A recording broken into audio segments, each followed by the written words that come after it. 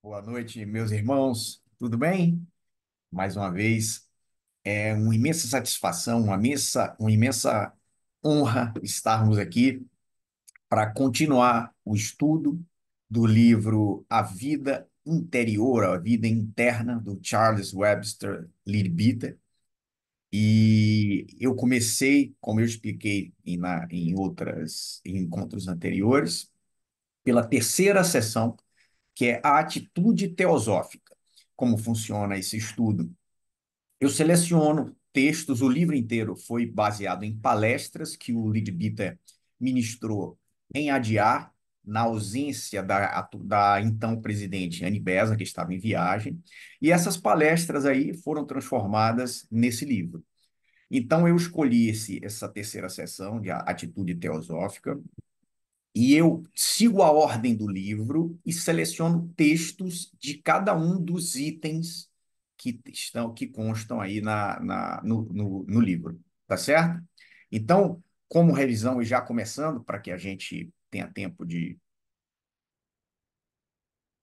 refletir juntos sobre o assunto, eu vou fazer aqui uma revisão dos itens que já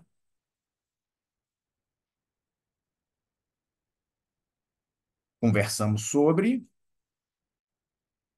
Deixa eu só colocar no modo de apresentação. Então, tá aí. No primeiro encontro, eu expliquei as razões de ter escolhido esse livro. Meu primeiro livro que, lendo em 1997, eu tive um insight ou uma percepção diferente. Nós começamos falando do bom senso, a fraternidade, ajudando o mundo e a crítica. No segundo encontro, nós falamos do preconceito, a curiosidade, conhece-te a ti mesmo. E hoje, a gente continua, vai tocar nesses quatro itens que eu selecionei. E o primeiro deles, o ascetismo. Então, vejamos o que o Leadbeater nos diz sobre o ascetismo. Prevalecem entre os nossos membros, está se referindo à sociedade teosófica, né?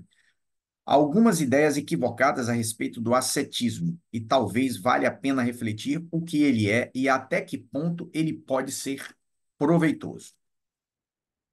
O clericalismo monopolizou a palavra e modificou-lhe o sentido, aplicando-a à prática de toda sorte de negações do eu. Ou seja, ele está dizendo que o clericalismo aplicou o ascetismo como negação do eu, visando ao progresso espiritual, a pretexto de que a natureza corpórea, né, o corpo físico, com suas paixões e desejos, é o baluarte do mal, inerente ao homem desde a queda de Adão, e precisa, portanto, ser abafada pelo jejum e pela penitência. Nas principais religiões orientais, encontramos, às vezes, uma ideia semelhante, baseada na concepção de que a matéria é essencialmente má. E depreendemos daí que a abordagem do bem ideal ou uma fuga das misérias da existência só pode ser levada a cabo subjugando-se ou torturando-se o corpo. Algumas práticas de algumas religiões que nós conhecemos têm, inclusive, o autoflagelo, né? As pessoas maltratam o próprio corpo. E, a partir da dor, eles acham que estão ativando o seu lado divino, né? E vamos lá. Ele começa a explicar. Nenhum mal é inerente ao homem, com exceção do que ele mesmo gerou em nascimentos anteriores. Ele está falando do karma, as forças que colocamos em movimento, nós mesmos, né? As causas que geram o que nós vivemos hoje. Tampouco a matéria é essencialmente má, uma vez que é tão divina quanto o próprio espírito. A matéria é tão divina quanto o próprio espírito. Aliás, a matéria é espírito condensado ou espírito cristalizado, como diz Blavatsky na Doutrina Secreta, né? Uma vez que é tão divina como o próprio espírito. E sem ela, ou sem a matéria, Nenhuma das manifestações da divindade seria possível sem a matéria. Nenhuma das manifestações da divindade seria possível. Aqui é a nossa escola. O mundo manifestado é a nossa escola. Somos deuses em treinamento, somos Cristos em formação, mas é aqui com a manifestação dos sendo séptuplo, né? Com a manifestação dos sete veículos, os sete coxas, os sete invólucros, é que nós partimos para a evolução para o sobre-humano, né? Ou do super-humano. Bom, aí ele continua aqui. Não há dúvida de que é porque ele tá fazendo as explicações sobre o equívoco de se pensar que a matéria, castigar a própria matéria, é que você consegue se desenvolver espiritualmente. Ou a matéria e os desejos são a causa de todo o mal, quando elas compõem o nosso corpo. Aliás, o controle desses desejos, o controle do próprio corpo físico, a partir da vontade, é que fazem a nossa evolução. Mas vamos lá, ele continua aqui. Não há dúvida de que a teoria disparatada do mérito do desconforto físico, né, deriva, em parte, do conhecimento de que, para fazer algum progresso, o homem precisa dominar as paixões. E do fato de que esse domínio é desagradável para a pessoa não evoluída. Ou seja, tentar dominar, você tem desejos o tempo inteiro, você tem os nossos sensores, ou o nosso mundo sensorial, ou os nossos órgãos do sentido, o tempo inteiro estão desejando alguma coisa, um bom cheiro, uma boa comida, que é o paladar, né? E a gente precisa, sabendo ou tendo algum conhecimento, discernimento, ou vidya, sabedoria, a gente precisa dominar esses desejos, sabendo que alguns deles serão altamente prejudiciais para o que a gente quer, enquanto buscadores de um caminho mais puro, um caminho de altruísmo, né? Mas ele vai explicar aqui. O desconforto, todavia, está longe de ser meritório. Ao contrário, é um sinal de que a vitória ainda não foi conquistada. Ou seja, quando você sente um desconforto ao tentar dominar algum desejo, significa que você ainda não transformou aquilo em natural. Provém de ainda não ter sido dominada a natureza inferior, de ainda estar sendo travada a luta. Quando o domínio for perfeito, não haverá nenhum desejo do inferior. E, por conseguinte, não haverá luta nem desconforto. Então, se você se esforça, eu não quero antecipar, mas ele vai colocar aqui, se você se esforça para dominar algum vício que você tenha, algo relacionado à parte sensual, ou qualquer que seja, droga, álcool, etc., quando você se controla sabendo, ou com o discernimento, ou viveca, de que aquilo vai prejudicar todo o seu caminho, todo o plano divino, mesmo tendo desconforto, você exerce a vontade, que é atributo divino, e não o desejo, que é atributo da personalidade, a vontade é atributo da individualidade. Você exerce a vontade para sobrepujar aquele desejo. Aí ele continua. O homem viverá a vida certa e evitará o inferior por lhe ser perfeitamente natural fazê-lo, quando depois que você já dominou esses desejos, e não mais por julgar que deve fazer esforço, ainda que lhe seja difícil, e é muito difícil dominar vários desses instintos que temos. De modo que o desconforto existe apenas numa fase intermediária, e não ele, mas a sua ausência é sinal de bom êxito. Vamos lá, coloquei uma observação aqui, que a partir do discernimento, nós vamos conseguir dominar os desejos. Mas aqui que ele vai explicar. Não há virtude alguma em tornar-se desconfortável por amor ao desconforto. Ou seja, não há virtude alguma em você castigar o seu corpo físico simplesmente por amor a esse desconforto. Ou achar que o corpo físico é a baluarte do mal e por isso você está castigando ele. Existem, porém, três casos em que o desconforto voluntário pode ser parte do processo. existem três casos em que o desconforto voluntário, a escolha, o desconforto, podem ser parte do processo de progresso espiritual, e ele explica. O primeiro se verifica quando empreendido com a finalidade de ajudar outra pessoa, como quando um homem trata de um amigo doente, o familiar, todos nós, ou quase todos nós já cuidamos de familiares, né? Ou trabalha com afinco para sustentar a família, ou seja, você é o provedor, seja homem ou mulher da sua família, e mesmo com algum desconforto, você precisa fazê-lo para que a sua família não pereça de fome ou fique desabrigada. E o desconforto de ajudar alguém. A gente teve agora há pouco tempo uma tragédia, enchente no Rio Grande do Sul, etc. É lógico que muita gente estava absorvida em desconforto para poder ajudar o próximo ali, com frio, com sede, com fome, com dor no corpo, né? Imagina as pessoas remando para buscar sobreviventes. Não existia conforto ali, com certeza. Mas ele estava fazendo aquilo com um propósito, que era ajudar o próximo. O segundo exemplo, então, o primeiro exemplo é você, mesmo com o desconforto, continuar é, para ajudar o próximo. O segundo é quando o homem percebe que certo hábito por ele adquirido representa um obstáculo à sua ascensão, à sua evolução. Como o hábito, digamos, de fumar, beber ou comer carne.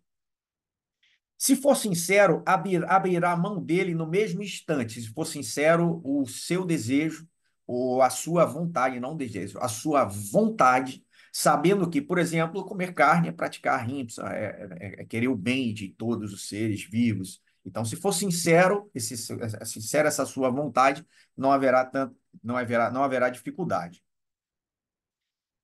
Mas por estar acostumado a essa determinada forma de poluição, ele está chamando de poluição esses vícios, o corpo sente falta dela, clama por ela e causa para o homem uma grande quantidade de problemas. Se ele mantiver com firmeza sua resolução, o corpo logo se adaptará às novas condições. E quando tiver feito, já não haverá desconforto. Ou seja, você passa daquela fase de deformação de desconforto por esforço próprio, vou parar de beber, vou parar de fumar, vou parar de comer carne, e você vai se adequar a esse seu novo hábito, né? Com mais facilidade. Na fase intermediária, porém, enquanto se estiver travando o combate pelo poder entre o homem e o corpo, haverá grande quantidade de sofrimento, que deve ser aceito como o karma por haver adotado o hábito que agora está abandonado. Quando o sofrimento passa, pagou-se o karma, conquistou-se a vitória e deu-se mais um passo na evolução. É muito comum você perceber pessoas já na tenra infância, que não querem mais, não querem comer carne. A minha filha caçula, Manuela, aos 7 anos de idade, ela pediu para comer todo tipo de carne. Ninguém falou nada para ela. Eu já não comia carne, é claro, mas minha mulher comia carne, meus dois os filhos mais velhos comiam carne, mas ela partiu dela, a iniciativa dela, falou: não quero mais comer carne. E ela tornou-se vegetariana, tá certo? Ou seja, alguns quando a gente fala dos kleshas, ou que a gente traz de outras vidas, a gente também traz, nos nossos átomos permanentes, a gente traz muita coisa que a gente já conquistou em termos de hábitos de evolução, que nos auxiliam nesse aspecto de se desligar dos desejos, né? Então, a gente traz de vidas passadas essas vitórias, esses triunfos que a gente teve, né? Igualmente, a gente está criando agora o nosso karma, né? O Kriyamana Karma, a gente está criando agora o nosso karma futuro. Agora, as vitórias que a gente tiver agora sobre os nossos desejos, a partir da vontade, que é atributo divino, nós colheremos nas vidas futuras. E aí, ele termina com um texto muito bonito aqui, do Bhagavad Gita, que ele coloca aqui. Bom seria que todos os que sentem o desejo de ascetismo levassem a sério as sábias palavras do Bhagavad Gita. A pureza, a retidão, a continência e a inocência são chamadas de austeridade do corpo. Está falando aqui do Bhagavad Gita. A gente está falando aqui, se você for fazer analogia ao budismo, é o reto agir, né? A fala que não causa aborrecimento, veraz, amena e benéfica é chamada de austeridade da fala, reto falar. A felicidade mental, o equilíbrio, o silêncio, o domínio de si mesmo, a pureza da natureza são chamados de austeridade da mente. Esse é o Bhagavad Gita, esse é o reto pensar, tá certo? Então, tem mais um aspecto sobre o ascetismo que muitas vezes é colocado ou é pregado que você se isole para o autodesenvolvimento, o autoconhecimento, mas os vínculos kármicos que foram estabelecidos no passado estão aí. Você não vai deixar ou não vai resgatar esses vínculos kármicos se isolando, se afastando de todo mundo, né? Ou se fizer isso agora, teremos outras vidas para você voltar e porque a inexorável lei do karma não vai deixar que essas teias sejam dissolvidas sem que as pessoas presentes para fazê-lo estejam ali com você, né? Não é à toa que os Lipikas e os Devarajas, né? Os Devas que cuidam do karma, trabalham tanto para poder você nascer naquele lugar, com aquelas pessoas, conhecer quem deve, para poder armar o cenário para os resgates kármicos, né? Bom, aí ele vai falar de pequenos aborrecimentos. Isso é completamente comum na vida de todo mundo, né? Deixa eu só tocar nos pontos mais importantes. Lembrando que os pequenos aborrecimentos afetam diretamente o nosso próprio corpo astral, principalmente. Pequenos aborrecimentos, você vai gerando vibrações no seu corpo astral que formam o seu corpo astral, né? Vamos lá. Pequenos aborrecimentos. Esse é, infelizmente, um estado comum, como pode deixar o homem, e como o homem se deixa cair nele. E se já estiver nele, que pode fazer para sair? Né?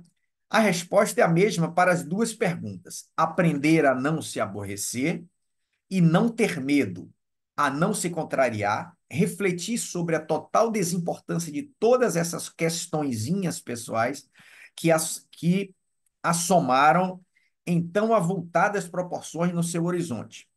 Pensar no modo com que elas se apresentarão quando ele olhar para trás. Ou seja, isso que eu estou vivendo agora, ou daqui a duas, 3 semanas, será que realmente vai representar alguma coisa para mim? Alguém que passou na rua e falou um insulto para mim, por exemplo? Será que daqui a 2, 3 semanas isso vai representar algo relevante na minha vida?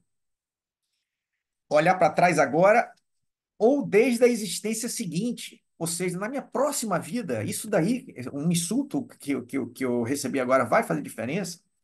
Ou mesmo daqui a 20 anos, tomar boa nota da palavra da sabedoria, segundo a qual as coisas externas que acontecem a um homem não têm muita importância, e a maioria não tem importância alguma. Somos nós é que processamos e damos importância àquilo, a ponto de nos abalar emocionalmente. O que ele mesmo faz, ou diz, ou pensa, tem importância para ele, pois lhe forma o futuro. Mas o que outras pessoas fazem, ou dizem, ou pensam, não tem importância alguma na minha formação. Abstraia-se de todos os aborrecimentos da vida cotidiana e negue-se simplesmente a ser aborrecida por eles. Aí eu escrevi aqui: tão simples quanto difícil. Repito, tão simples quanto difícil. E o nosso autoconhecimento é que consegue, com o tempo, nos fazer evitar muito desses aborrecimentos. Então, quando você é mais jovem, coisas que te tiram do sério com facilidade, e você sai realmente do sério, você perde o seu controle, perde o seu equilíbrio, vibra negativamente, cultiva e vibra emoções mais baixas, mais densas, né? Com o autoconhecimento, primeiro você domina, começa a dominar melhor, e segundo, você começa a evitar antes. Se eu for para tal lugar, encontrar com tais pessoas, que eu quero dizer, tipos de pessoas que frequentam tais lugares, eu vou ter aborrecimentos, então eu não vou. Então, às vezes, você com seu. Eu dou um exemplo simples aqui, mas você consegue, a partir do seu autoconhecimento, evitar um estado de desequilíbrio emocional, antes você simplesmente antecipa. Não, eu não vou, cara, eu não vou fazer isso porque eu sei que se eu fizer isso, eu vou ficar mais descontrolado. Então eu vou antecipar. Então o autoconhecimento nos leva a ter um controle melhor sobre esses pequenos aborrecimentos do dia a dia.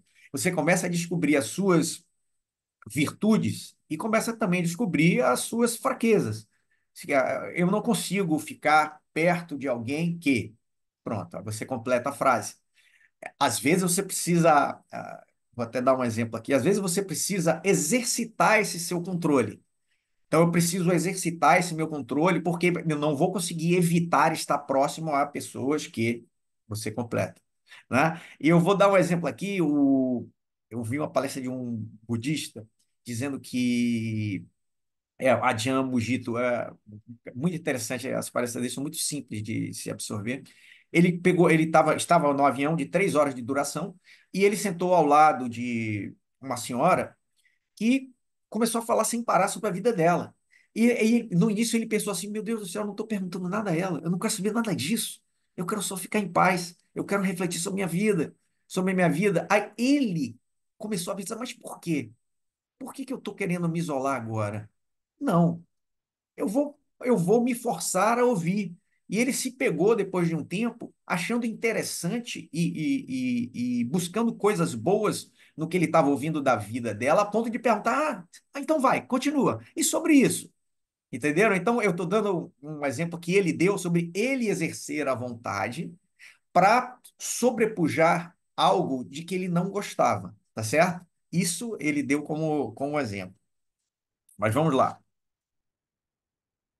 Ele coloca aqui: se uma perturbação ocorre em nosso corpo astral, ou seja, esses aborrecimentos, em decorrência do que ele disse, ele está falando sobre uma pessoa que fala alguma coisa que me desagrada. Se uma perturbação ocorre no corpo astral em relação ao que ele me disse, a causa é porque ainda não obtivemos o controle desse corpo.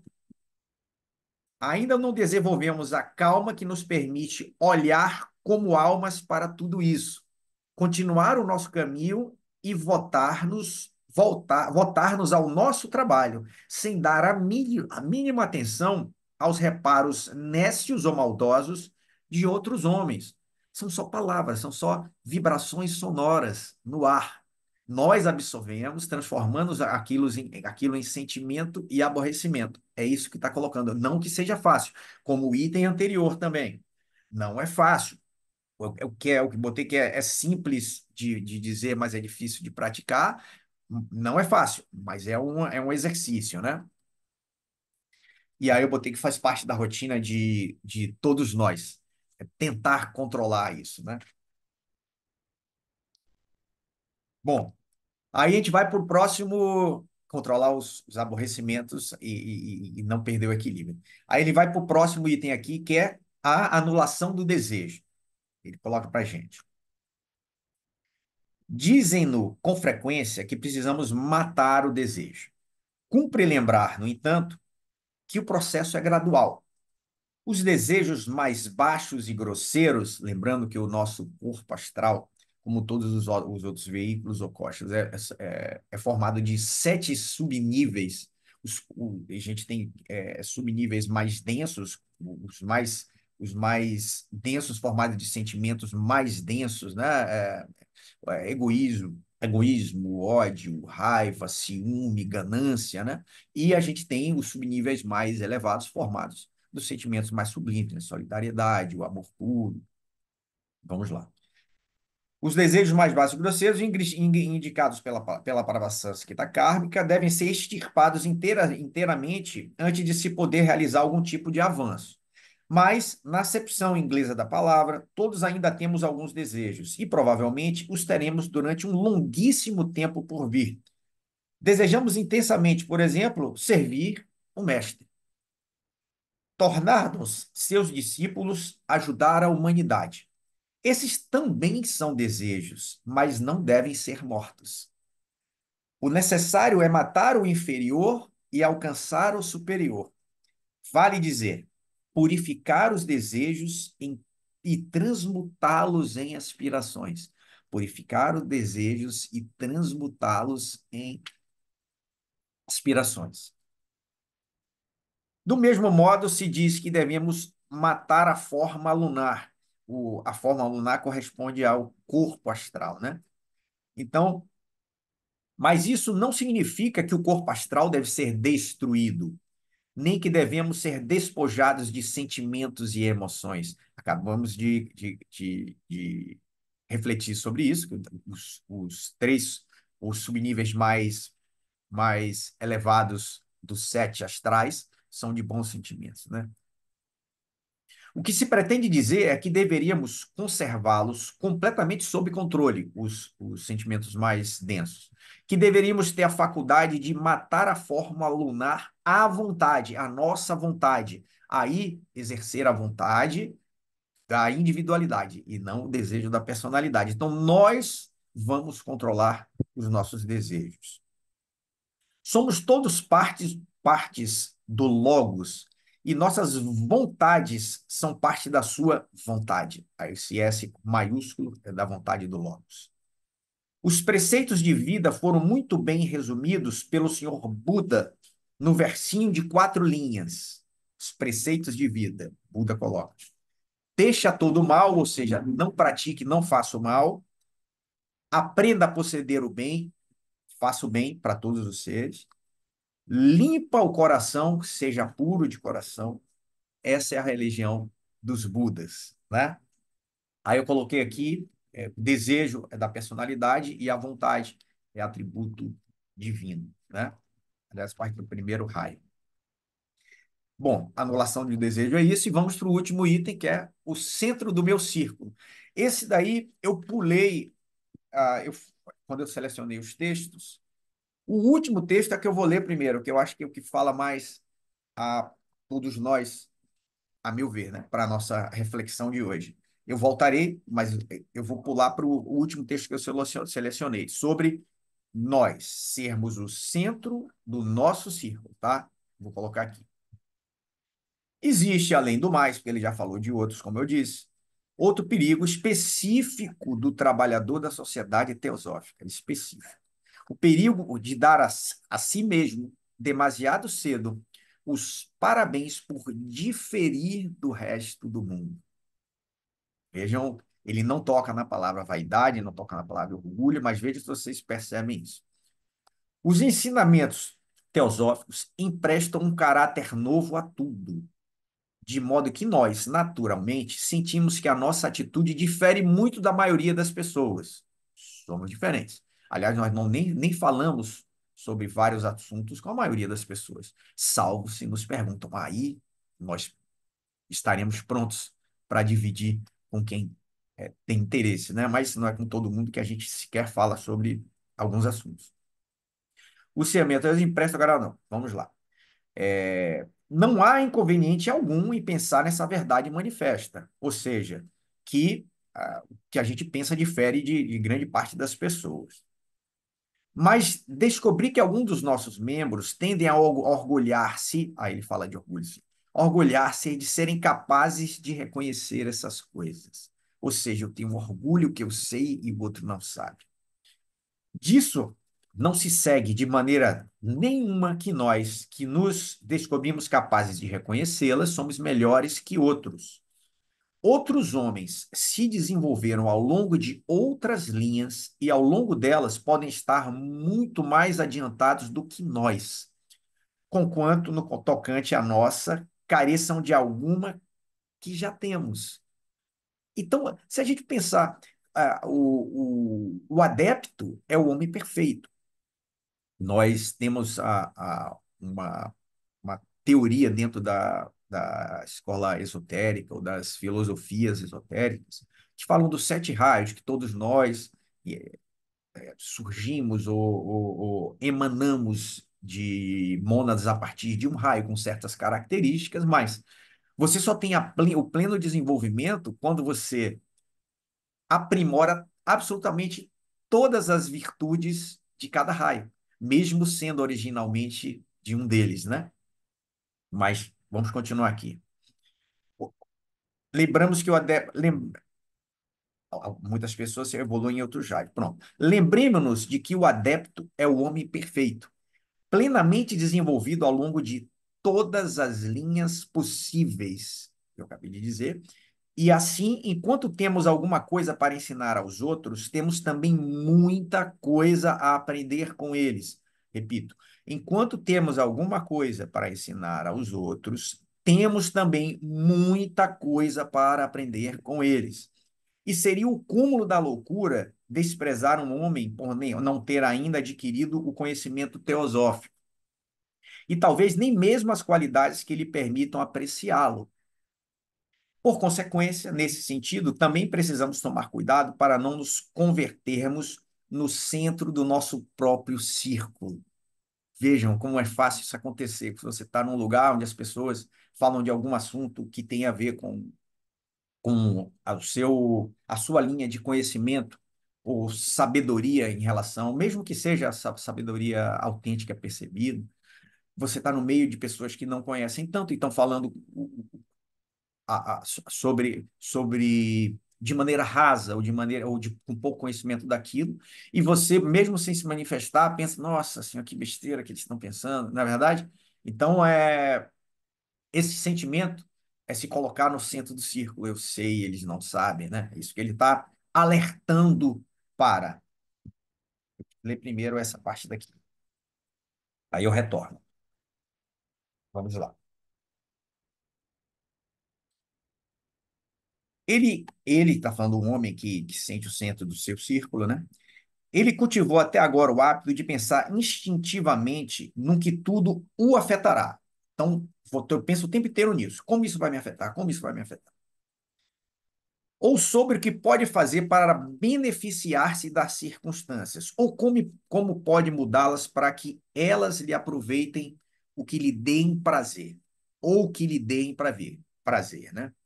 Em vez disso, urge que ele aprenda a pensar de agora em diante, ou seja, esse é o caminho, em tudo que se refere à maneira pela qual esse todo afeta o mestre. Então, é se retirar do centro, colocar do centro do círculo e colocar o mestre ou o plano divino no centro do círculo. E já que o mestre vive apenas para ajudar a evolução da humanidade, isso significa que o estudante precisa olhar para tudo do ponto de vista da facilitação ou da dificultação da causa da evolução. Ou seja, fazendo isso, eu estou contribuindo para a evolução do plano divino ou não? Eu estou atrapalhando alguma coisa do plano divino, não é? Sócrates o Pitágoras, desculpa, nos coloca nos versos áuricos, né? Que ao ir dormir, você deve repensar todo o seu dia e perceber em que momentos você poderia ter melhorado ou colaborado melhor para o plano divino. E quais os que você realmente colaborou com o plano divino. Você não deve dormir sem fazer isso, né?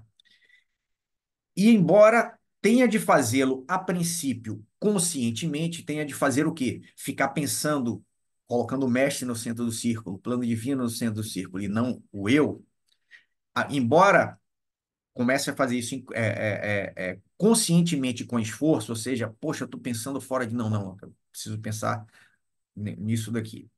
Cumpre-lhe perseverar até vir a fazê-lo inconscientemente, do mesmo modo instintivo com que até então centralizara tudo à sua volta. Então, vai ter uma migração desse centro de círculo, segundo ele aqui. Nós estamos longe, mas caminhando, tentando caminhar para isso, de a gente começar a pensar com mais altruísmo, começar a pensar mais no plano divino ou no outro, conscientemente, poxa, vou deixar de ser tão egoísta, vou tentar pensar mais no próximo, etc., até o momento que isso já seja instintivo, seja inconsciente, e que se faça isso sem pensar, né? Longo caminho. Para empregar as palavras de um mestre, ele precisa esquecer-se completamente de si mesmo para se lembrar apenas do bem dos outros. É o altruísmo puro. Mas até depois de se haver descentronizado e entronizado o trabalho que lhe cumpre fazer, precisa ser excessivamente cuidadoso para não se iludir, para não voltar à antiga centralização no eu, de uma forma mais sutil. Já conheci um sem número de bons e sinceros trabalhadores teosóficos que cometeram o mesmo erro. Identificaram o trabalho teosófico consigo mesmos e acharam que quem não concordasse exatamente com suas ideias e seus métodos era inimigo da teosofia. Muitas e muitas vezes o trabalhador entende que a sua é a única maneira e que divergir da sua opinião é trair a causa. Eu tenho uma reflexão sobre isso que eu vou falar no final. Quando é o centro do círculo, ele pode realizar um bom trabalho, mas será sempre como o sentimento de que ele o está realizando. Mas quando o centro do seu círculo é o mestre, que é a proposta aqui, ele fará o trabalho simplesmente a fim de que esse possa ser feito. Faz-se o trabalho por amor ao trabalho e não por amor ao trabalhador. Parece o Vivekananda falando sobre Karma Yoga, né? O ato pelo próprio ato, né? Não é sem o menor interesse, completamente desinteressado. Portanto, não lhe cabe ter prevenção em favor do próprio trabalho, ou seja, vai realizar, nem criticar indevidamente o trabalho alheio, e tampouco depreciar hipocritamente o próprio trabalho a fim de que outros elogiem. Poxa, não fui tão bem, né? Só para ouvir outra pessoa falar bem de você. E aí, para esse é o último tópico, eu quero finalizar com uma reflexão sobre dentro da própria sociedade teosófica, quando nós encontramos quem fale sobre alguns autores muito bem e que não fale tão bem sobre outros autores. Nós encontramos quem fale absolutamente só sobre a teosofia, se você tenta falar de qualquer outra filosofia. Aliás, a teosofia não existe religião superior à verdade, né? A própria teosofia remonta a uma sabedoria que todas as religiões convergem, digamos assim, ou partem dela, né? Talvez seja melhor dito assim, ou partem dela. Mas a sociedade teosófica não é a teosofia, tá certo? Então, é claro que é feita de pessoas humanas e pessoas imperfeitas, né? É, ela foi criada e orientada por mestres, adeptos, pessoas, são seres perfeitos, são super-humanos, mas ela é administrada aqui com toda a boa vontade possível por pessoas ah, ainda imperfeitas em busca da perfeição. Então, é claro que há conflitos, mas a minha reflexão é sobre termos mais paciência, termos mais resiliência com aqueles que não vivem para a sociedade teosófica, mesmo estando nela, tá certo? Ter mais resiliência e ter mais paciência para aqueles que não vivem apenas para a sociedade teosófica, mesmo estando nelas. Tá bom? Essa é a minha reflexão final. Agradeço muito, imensamente, pelo tempo de vocês e espero que gere boas reflexões. E estaremos de volta continuando o estudo desse livro. Namastê, muito obrigado.